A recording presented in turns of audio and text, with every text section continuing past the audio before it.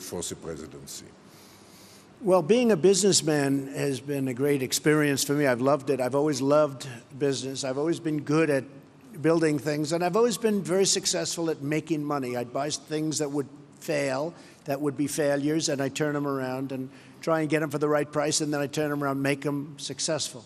And I've been good at it, and that takes a certain ability. And, you know, historically, I guess there's never really been a businessman or business person elected president. It's always been a general or a politician. Throughout history, it's always been a general. You had to be a general, but mostly it was politicians. You never have a businessman. And then, in all fairness, I was saying to Klaus last night, had the opposing party to me won, some of whom you backed, some of the people in the room, instead of being up almost 50%, the stock market is up since my election almost 50%. Rather than that, I believe the stock market from that level, the initial level, would have been down close to 50%. That's where we were heading. I really believe that, because they were going to put on massive new regulations. You couldn't breathe. It was choking our country to death. And I was able to see that, Klaus, as a business person. The other thing is I've always seemed to get, for whatever reason, a disproportionate amount of press or media. And throughout my whole life, somebody will explain someday why, but I've always gotten a lot. And as a businessman, I was always treated really well by the press. You know, the numbers speak and things happen, but I've always really had a very good press. And it wasn't until I became a politician that I realized how nasty, how mean, how vicious, and how fake the press can be as the cameras start going off in the back. But overall, I mean, the bottom line, somebody said, well, they couldn't have been that bad because here we are, we're president. And I think we're doing a really great job with my team. I have a team of just tremendous people. And I think we're doing a very special job. And I really believe it was time. And it was time to do that job, because I don't think the United States would have done very well if it went through 4 or 8 more years of regulation and really a very anti-business group of people. We have a very pro-business group. We have regulations cut to a level. In the history of our country, Klaus, this was reported recently, in 1 year, we've cut more regulations in my administration than any other administration in 4, 8, or 16 years in the one case. We've cut more regulations in 1 year, and we have a ways to go. I mean, we're probably 50% done, and we're going to have regulation. There's nothing wrong with rules and regulations. You need them. But we've cut more than any administration ever in the history of our country, and we still have a ways to go. So I think between that and the tremendous tax cuts, we've really done something. And one other thing I said, and I saw it last night with some of the leaders and the business people, I think I've been a cheerleader for our country. And everybody representing a company or a country has to be a cheerleader, or no matter what you do, it's just not going to work.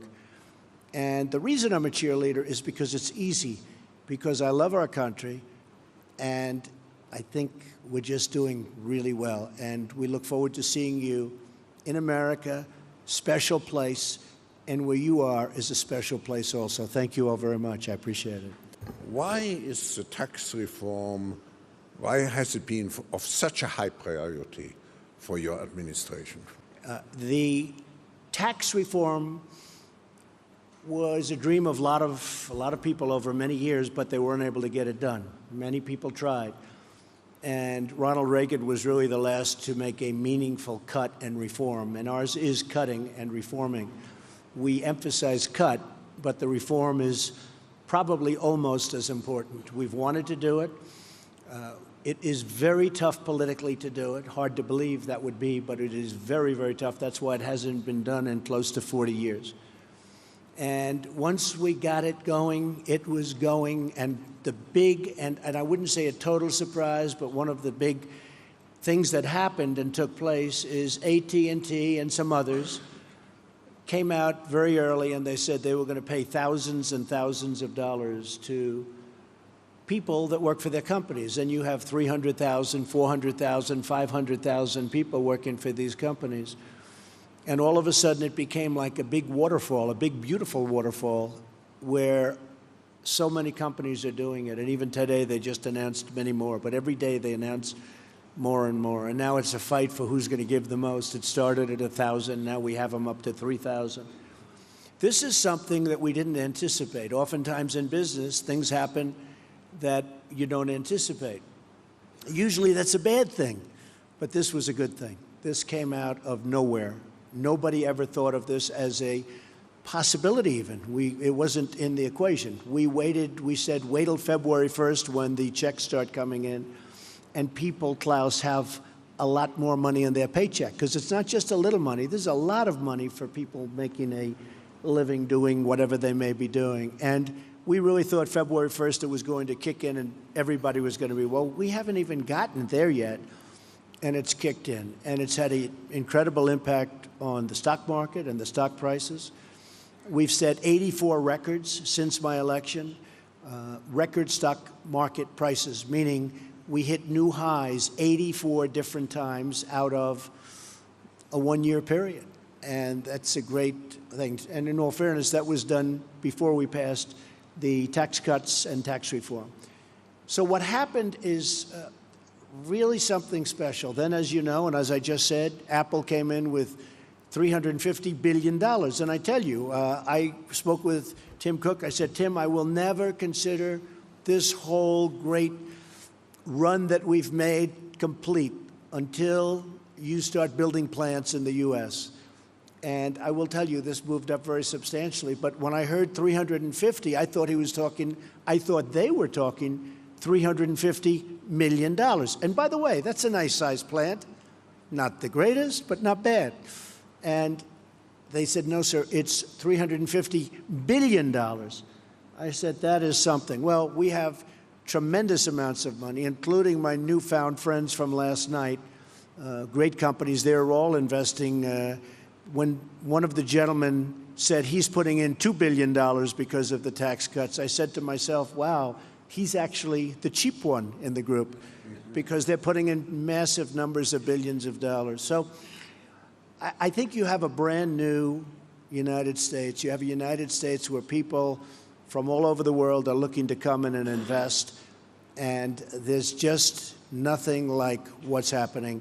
And I just want to finish by, I have a group of people that have been so outside. I have a whole lot of them, so I won't introduce because then I'll insult at least half of them. But I've had a group of people that work so hard on this and other things. And we're really doing, we had a great first year, so successful in so many different ways. And there's a tremendous spirit when you look at all of the different charts and polls, and you see, as an example, African-American unemployment at the historic low. It's never had a period of time like this. Same with Hispanic. Women at a 17-year low. It's very heartwarming to see, but there's a tremendous spirit in the United States. I would say it's a spirit like I have never witnessed before. I've been here for a while. I have never witnessed the spirit that our country has right now. So I just want to thank you all, and all of those that are pouring billions of dollars into our country, or $10 into our country. We thank you very much. Thank you. I would like to acknowledge the strong presence of your cabinet members here, who tremendously contributed to the discussions. Good. I would like to do that. That's very good. Yeah. Now, Stephen, Wilbur, Gary, Robert, even my general and my various other generals, you know, we're making our military protection a little bit better for us too. So thank you very much. Does everybody understand that? I think so. Thank you. Thank you very much, Mr. President, for being with us. The World Economic Forum community who is assembled here will be certainly, and I quote you from the last piece of your remarks, will be certainly be among the hard-working men and women who do their duty each and every day, making this world a better place for everyone. Thank you very much. Thank you. Thank you very much, everybody. Thank you.